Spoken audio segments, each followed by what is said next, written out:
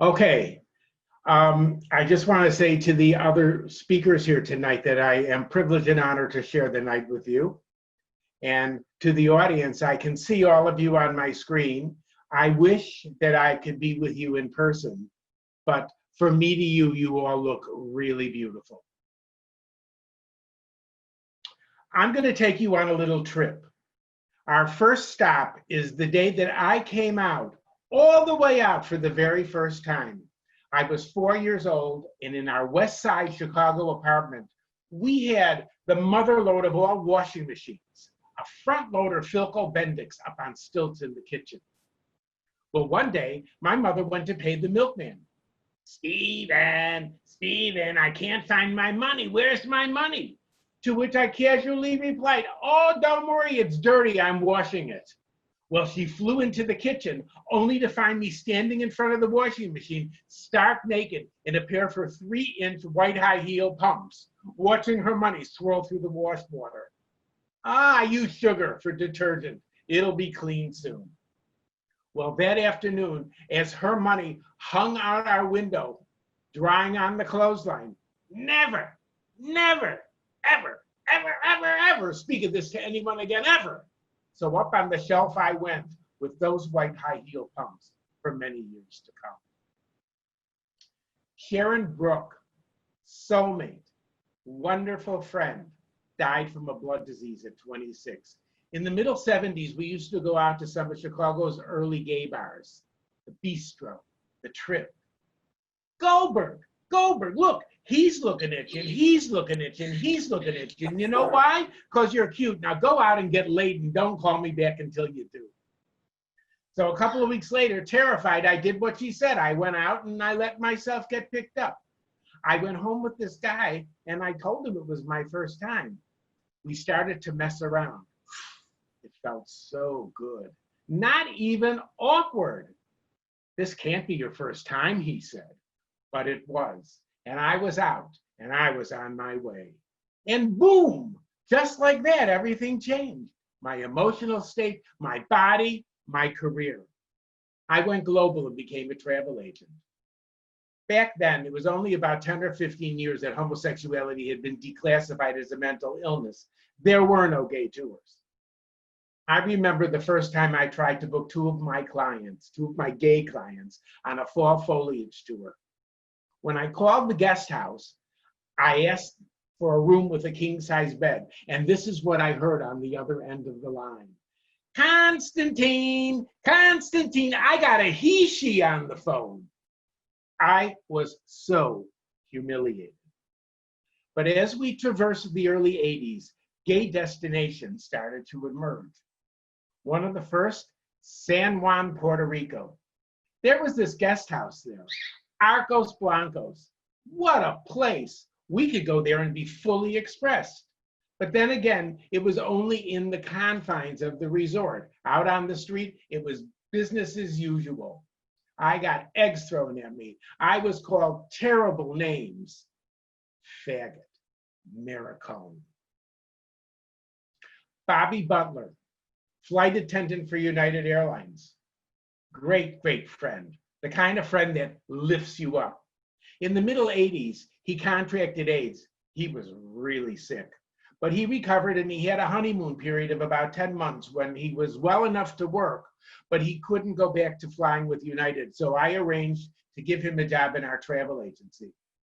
It wasn't long before he won the hearts of everybody in our office with his sweet Southern charm. But one day, my two assistants came to me. You know, we can catch AIDS by working with them. I explained, your medical resident fiance is wrong. You can't catch AIDS that way. But you either fire them or we're quitting. I didn't fire them. I didn't fire them. I didn't back down. They didn't quit.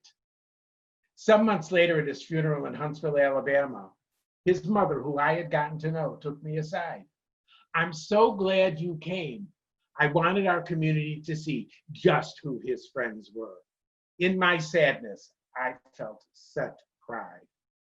Another one of my friends, Jack Plasky. I met him in the early 90s in Fire Island. just as he was moving to Chicago. He had taken the job with Sears Roebuck as the vice president of the ladies' fashion magazine. His job was to fly all over the world and see what the rich and famous wore, and then recreate that for Sears. Unfortunately, he was HIV positive when we met, and my friendship with him was cut quite short.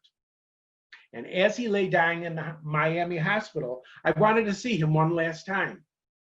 Hello, Mom, how you doing? Listen, if you're looking for me on Monday or Tuesday, I won't be here. I'm going to Miami. Why would you go to Miami in the summertime? It's so hot. Well, you remember my friend Jack, you know, the one who works for Sears? Oh, yeah. Well, he has AIDS and he's dying, and I want to see him one last time. Oh, honey, I'm sorry about your friend. Be careful when you go and call me when you get back. Well, my mother was the queen of denial, so she picked up the phone and she calls my sister. Why would Stephen know anyone with AIDS? To which my sister replied, because he's gay, Mother. Wake up and smell the coffee. I was finally out to her. When I got home, my message machine was blinking. It was my sister. She says, listen, I hope you don't mind, but I outed you to Mother. But don't worry, she's fine. She's okay. She's waiting for you to call her now. So I picked up the phone and I dialed 312-973-3131, and there she was. I said, hi, Mom, I'm back. I heard you got some news about me. And we had the most evolved, intelligent, loving conversation ever. I couldn't believe it. I thought to myself, who in the hell is this woman? What number is this? I had come out to her as well. One year, I took a group of gay psychiatrists on safari in Kenya, where homosexuality is not even mentioned in their vocabulary. Dr. McEldoon.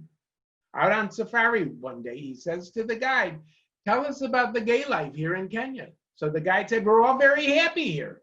He said, no, I mean men with men, women with women. The guide was so embarrassed.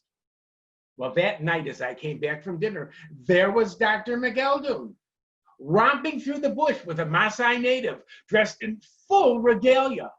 Oh my God, I couldn't believe it. I was surprised that I did not find him the next morning tied to a tree, face forward. On a cruise in the Middle East, I was in Fujairah, and I went to the souk, which is the marketplace, to buy some cologne. I stepped into a shop and came upon the most handsome Arab man with the most beautiful eyes. Hello, he said to me. I said, hey, how you doing? He said, are you from America? I said, yes, I am. And then he said to me, are you married? Well, that's code for are you gay in the Middle East? I said, no, I'm not. He said, neither am I. You like what I wear, he said, as I leaned into his neck to take a whiff. You like? Well, when it was time to leave, he said to me, I give you Arab hug. To which I replied, well, I give you an American hug.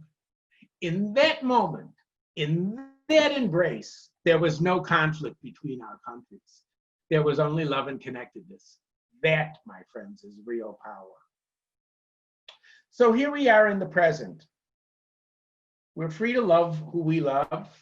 We're free to be who we want to be. In terms of travel, there's still gay tours, but now we're mainstream. We can go anywhere we want and be anything that we want. We go with style. We go with dignity. We've arrived. So when we hide from others, we also hide from ourselves. We never know what might be possible. It's a very big price to pay. So remember, if you're meant to go to Paris, then go to Paris.